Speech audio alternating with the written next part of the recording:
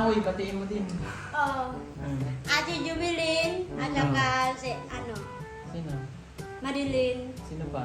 si Bro. Tagalog na. Tagalog na. Yung best friend mo. Yan, magandang gabi po. Kausap ko si Magandang gabi. Tatay Herns ng mga bata. So, ako ng pambaya. Yan, si Tatay Herns po, isa sa mga gumagabay sa pag-aaral at sa pagbabago po ng mga bata dahil dinala nga dito sa Manila, galing Davao, sina Maylin at si Ninita. Kumusta po yung pagbabago? Ngayon, malaki na pinagbago nila. Dati hindi mo sila makausap ng Tagalog.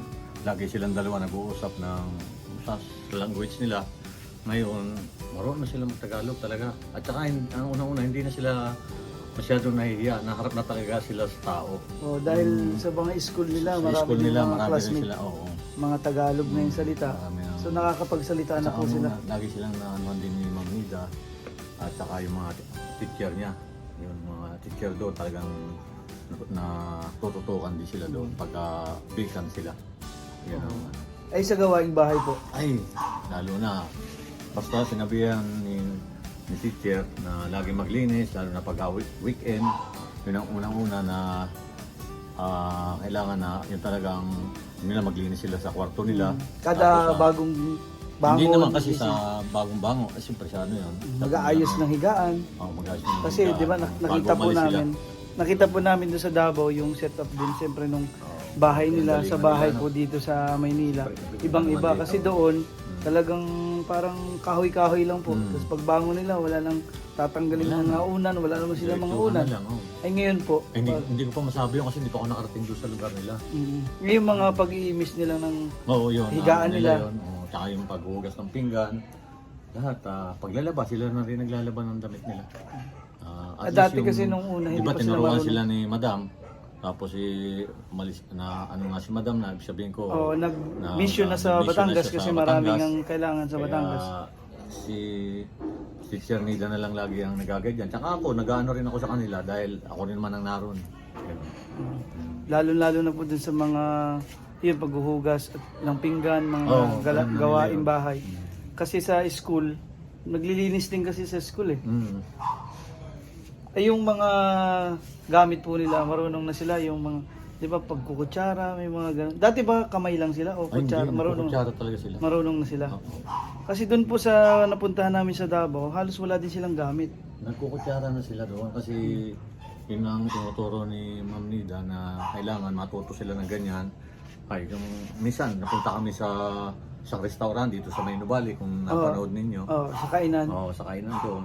Yun, tinuro din nila na para masanay talaga sila sa ganong ano dahil hindi lagi naman na doon lagi sa lugar nila.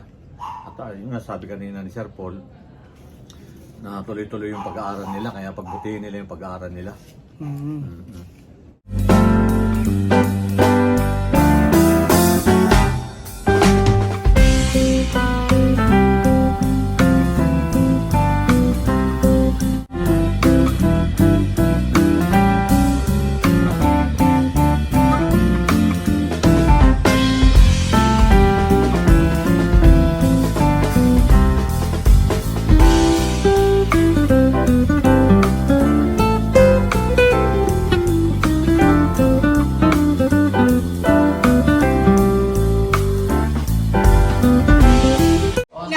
Mama nang tawagin.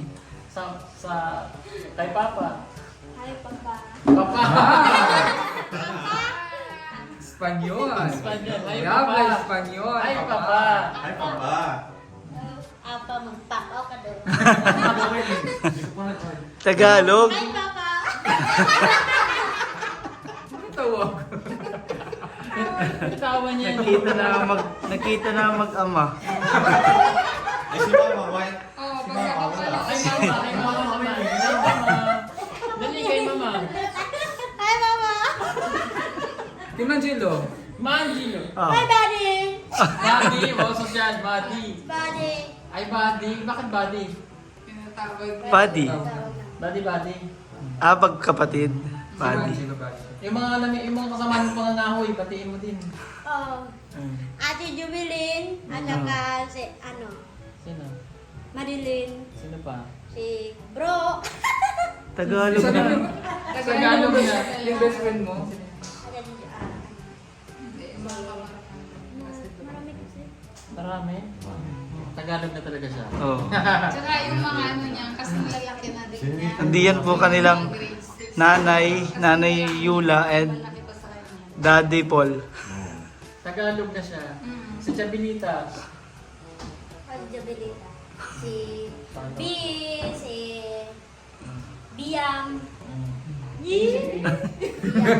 Miriam. Nakakakilig doon sa Nakita ko na yan. Nakita ko na. Si Mia. Gandang gabi po.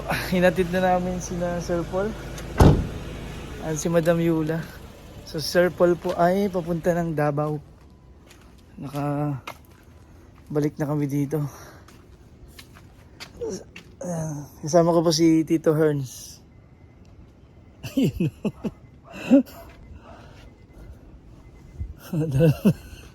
Ayaw pa tumawa ni Tito Herns. Ang layo din ang binahe namin. Yan, magandang gabi. Sobrang dilim na ho dito. Ay. Nagatid kami ng Maynila. Pus ba? Awan ko. Ay, ay bukas. Ay, tara na. Paso. Ayan. Ay, uwi na kami. Tulog na yata.